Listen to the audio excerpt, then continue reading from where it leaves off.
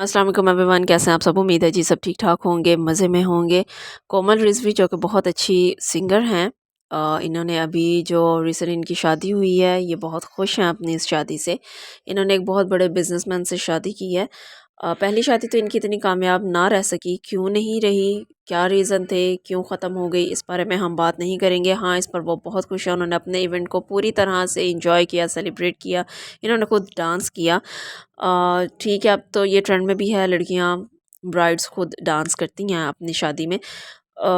खुशी का इजहार इस तरह से करती हैं, लेकिन मुझे लगता है कि वो खूबसूरती ख़त्म होती जा रही है जो दुल्हन एक शर्म हया में स्टेज पर बैठ के वहाँ पर इवेंट को अपने को एंजॉय करती थी। एंजॉय तो वैसे भी किया जा सकता था, ये ना तो हमारा कल्चर था और ना ही ये हमारी तहज़ीब थी।